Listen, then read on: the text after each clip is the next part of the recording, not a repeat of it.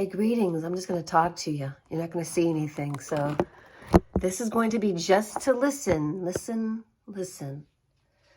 So good morning, first of all. This is one of my podcasts. I'm in the kitchen. Yes. Kat has been known to do some bitching in the kitchen. There's some perfumery notes if anybody's interested, but that's not what we're here for. We are here just to chat. So starting at 30 seconds. Here we go. I'm going to make my morning beverage, and it is one of those coffee drinks that's not really coffee. It's not really cocoa. It's a miso group mocha. Are you getting that? No, you're not. That's what it is. Right there. And I mix it with a little bit of something else that floats my boat, and whip up my milk. Hi. Good morning, everyone. Get your cup and grab it, grab it, grab it. There's more to tell you. There is more to tell you. I am feeling the joy of something that I recognize I'm learning when I was rich, okay? I had money, meaning for 10 solid years, I was with a man and I had plenty of money. And then for 10 more solid years, I was not bad, but I was with a partner that actually took advantage of that. To the tune of, I paid off $10,000 in one credit card and $5,000 in another. And then you pay for a daughter's college education. And then that big chunk of money you thought you had is gone. It's gone. And so now I'm learning humility, because it's not like I'm poor. Look at my other videos. I have plenty of beautiful surroundings. I go out to eat at nice places. I consider a budget, however. So I live within my means. I don't have a credit card debt. So I spend and I earn, but I'm not spending what I haven't earned. And when I was married, one could say on paper, I didn't earn what I was spending. The lifestyle I had, the trips. We went to Italy together. We went to Jamaica. We went to France. Yeah, he was a great travel companion. We went to Bald Head Island. I was married to him when we were towards the end, when we went to Bald Head. When we went to France, and when he had gone to Italy, neither one of those trips, I was married to him, but we lived together. I had moved in with him. And I really liked him. I did. But something, narcissist degenerates, and he was a good 9.5 years older than me. And they become worse. And he didn't face his mother's death very well. He came back from her death a completely different man. A completely different man. And suddenly I had to not touch a drop of alcohol. When he knew I was always a social drinker. And I loved having a glass of wine with every dinner. One at cooking time and one at dinner time. But he started making me feel so freaked out. It actually drives you to drink more. It really does, because you suddenly obsess over the alcohol. It's like a woman on a diet. She's always obsessing over the next meal. At least some women. Oh my God. The only time I ever gained weight was when I was on a diet. Oh man, it's bad. You know what? The best thing to do is just eat what's healthy and not overindulge. That's all. So anyway, I live within my means. And I think I make healthy choices. But I do have white privilege. It's true. Even though all my rich friends are dead Tamara's dead. Kareen's dead. Ugh. I don't have any more rich friends. So I'm facing the consequences of giving things away freely. And I'm going, oh, I better start making more money then. I have a little bit of a cough. A lot of people here in North Carolina have. And I started doing methylene blue, folks. Methylene blue. This is not medical advice, however. But I promised that I'd tell you about what I do for supplements. And that will be its own, very own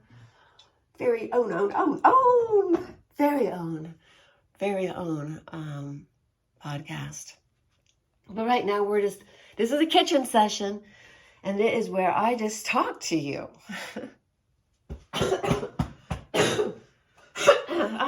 I have a hack. I have been dealing with grief in the lungs because my father passed away January 26th. So let's have a moment of silence for him.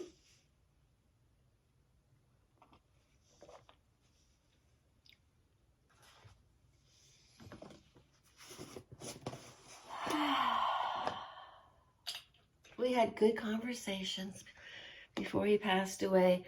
And towards the end, he could barely talk on the phone. Poor guy. Why wasn't I there in Arizona? Well, because I asked him if he would like to get a ticket for me because I couldn't pay for one right now. I had too many expenses coming up. And this was true. I have a crown to the tune of $1,200 in my mouth now. So this was all happening, and I'm not able to come out. Can you get a ticket for me? He said, there's no need for you to come out, Kathy. And I said, okay, Dad. And there wasn't. We had great conversations. I did not need to be by his side. And he died peacefully in his sleep. And that's how he wanted to go. But he was confused at the end. He's like on a voicemail that I have of his 3 days before he passed, which I got way late because that's how my phone is. I've got like a iPhone. It's weird. Anyway. He had returned a call to me, and my phone is on silence because of my work, and I didn't see that I had a voicemail because it didn't show that I had a voicemail. What kind of notifications do you all have? Do you know when you're going to get a voicemail? Well, maybe I'm ignoring my notifications and it's my fault. And it's user error, okay? So I'm not blaming it on the phone. I'm just going to say, I have a voicemail that my father left me that I didn't notice for 3 days. I may have been 2, but 3 days, say, after he sent it. And I listened to it. And he said, Kathy, hello. Can you please call me back as soon as you get this message if you can? I need to know what's going on. That's what he was asking me. Well, what was going on as he was transitioning? So I became very peaceful. And the day he died, knowing that I wasn't going to be there, and I didn't need to be there because of our phone conversations. We had conversations in which it's like, okay, Dad, do you believe in the life review? Conversations about the bardo, conversations about, which is a place of nothingness. It can be very deceptive. I'm going to learn more about the bardo because now I'm like, what does happen after you die, Dad?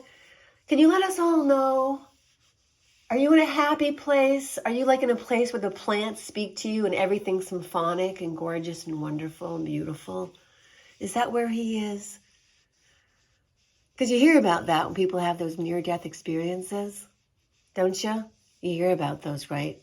People go, oh, yes, and the grass was singing, and I greeted the grass, and then I met some flowers, and they were singing too, and it was like completely different music, but it was as if it was symphony upon symphonies, like every note in a symphony is played by a different instrument, and then at the same time, and then you have all these different notes and different symphonies, more than just what we have, just this multitude of different symphonic sounds, creating this most beautiful harmonic, right? I'm like, are you there? Is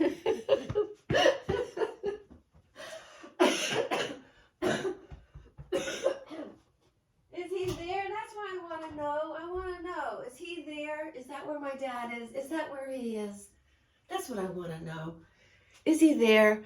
Or did he have a life review? Did he go down the tunnel? You know?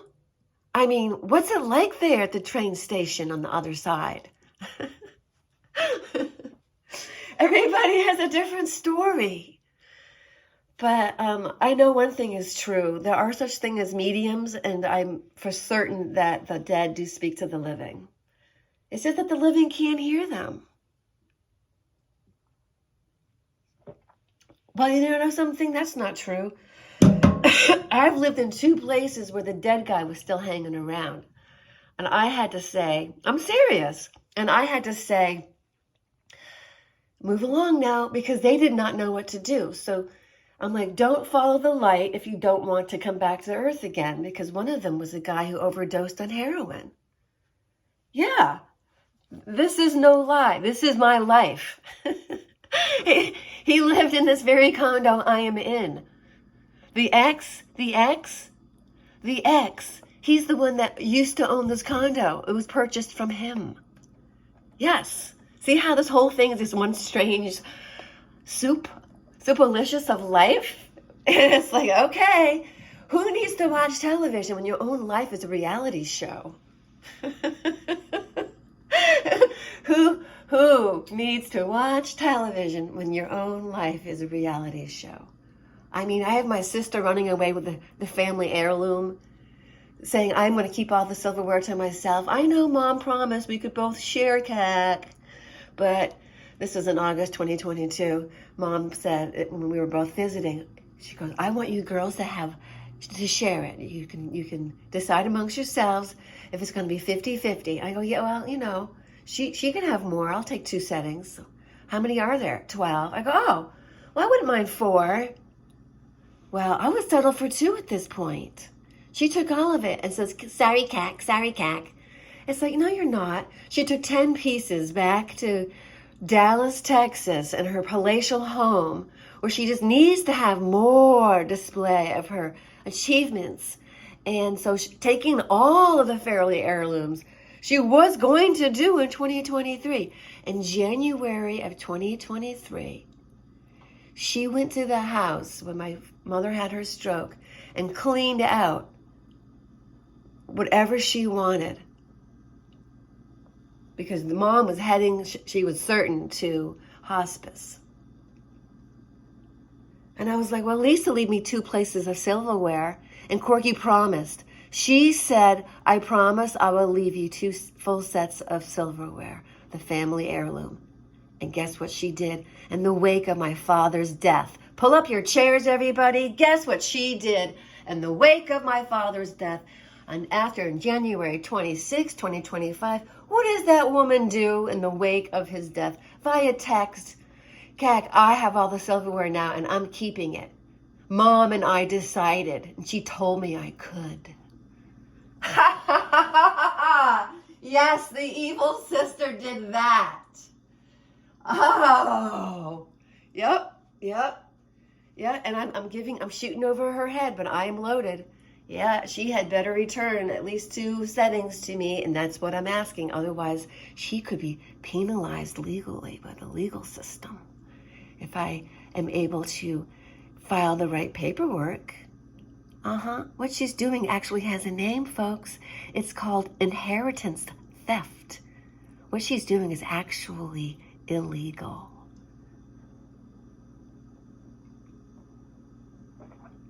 And all they need is depositions from everybody. That's all they need, telling their story. That means think about all the people she would have to manipulate to cover her ass to say that silverware is always mine, always was mine, and always will be mine. It was bequeathed to me. Who can say that? None of us but her. Only she knows the truth. Only she knows the truth. And only she can see the ruthlessness of her deed of taking all of the inheritance, when she very well knew that, and our mother did too, how much it meant to me, because it's even in a chapter in my book, and I talk about the Carnival Queen Cup. And I talk about how every spring we would do spring cleaning, and one of the things we would do was polish the silver.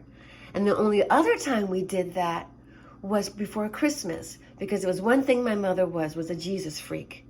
And we would always have a really nice place-setting meal at Christmas with this beautiful silverware, as we did at Easter. We would take it out and we would have the most beautiful place settings, and I loved it. That's why I love fine dining. I think it's the only time that I ever saw her completely happy, 100% 24/7, and not yelling and screaming. So you see how much the silverware meant to me? It was the joy of holidays. And it had been promised to me while she was telling us the story of her Carnival Queen Cup. And she was, and that's in the book, and it's actually very poignant. It's almost like a David Sedaris, because towards the end, I'm talking about my mother and how much she's so beautiful. She won the Carnival Queen Cup. Well, years later, I found out it's like there were 6 contestants or 8 contestants, and the woman who was in second place for the Carnival Queen and didn't win, and was not the winner, which my mother was, had won it twice already in a row. So they gave it to my mother. But it was the pride and joy of my mother, okay? She boasted about that Carnival Queen Cup, and you can imagine in a child's mind, her mother is the most beautiful thing. She is so fortunate to have such a beautiful mother. Isn't it amazing? Her mother is so beautiful. And that's why it's meant so much to me, because those were happy memories, actually, even though I noticed over time that the silver on their Carnival Queen Cup was tarnished, and you couldn't shine it like you could the silverware, because the silverware was real and the Carnival Queen Cup was an imitation. End of essay. And do you see the metaphor in that?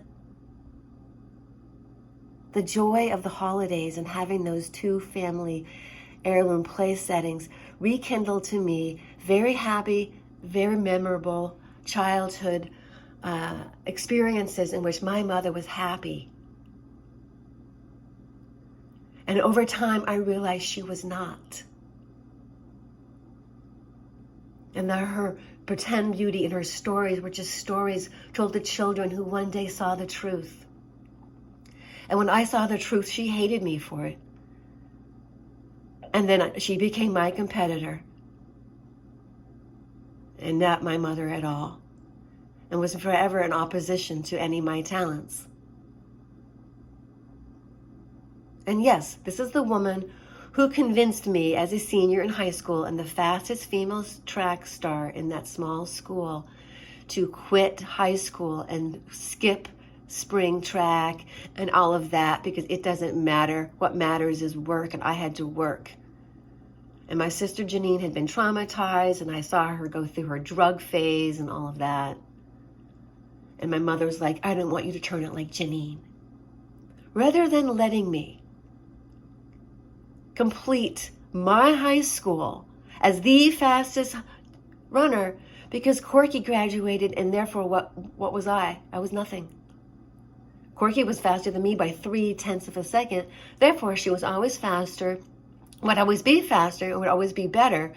So since she accomplished that, she convinced the daughter that was not a daughter to her, but was now a person she was in competition with, to graduate early and not complete her senior year, even though she had the ability to. She didn't have to get her, she went on to college. I went on to college, okay? But this is how a narcissistic mother derails your life. And you don't know it. So when you finally come out of that, you go into grief. And then you heal, and you get through it, and you forgive her. And then the last things that are remaining of your happiness are 2 full silverware settings that your older sister, the golden child, the one that's 0.3 of a second faster than you happens to be a whole lot faster at you than taking what is considered a family heirloom, a joint property, to be divided as we saw it in the family, to be just and fair. But here we are in a system where the narcissist rules. So I have to get through the hurt that she would do that, because I imagined her as this beautiful, generous person all my life. Her own daughter had to tell me no. She's like, no, you know your sister as you see your sister, she said. You know your sister as you see your sister, Aunt Kat. You don't see your sister as your sister is, my own niece told me. Yeah. Isn't that heavy? Yeah. Yeah, that's the truth right there. And that's what hurt. I didn't see it coming. I honestly thought she was going to be, here you go. But nope, I have to shoot over her head. I have to threaten legal action, and then I have to do it, and it's as simple as either getting a good, basically there's many different ways of doing it. You can do an affidavit, you can file a clerk of court and probate, you can get a student to do pro bono if you want to do a demand letter, to do call of action first, to be able to have her rectify so that she says, oh, let me just return it to you. That would actually save her a whole lot of trouble, because as the executor on the will, who had it changed in 2023 after my mother's stroke, she's looking more and more tarnished every single day. Wouldn't you agree? Wouldn't you agree it would be in her best interest to return the silverware to me? Wouldn't you agree, rather than for the courts to actually find out what she is really like and how tarnished she really is? So it's up to her, but I know what I'm going to do. Woohoo! Yeah, baby! Yeah, baby! Yeah, baby! Woo! We're going to dance! We are going to dance! Oh, I'm going to turn you off, though, because I can only upload so many minutes. So get something going on in your life and write it down below and tell me what's really blown out of the water in your life. Anyway, my father's in a much better place. I know that much. Much love. Bye-bye.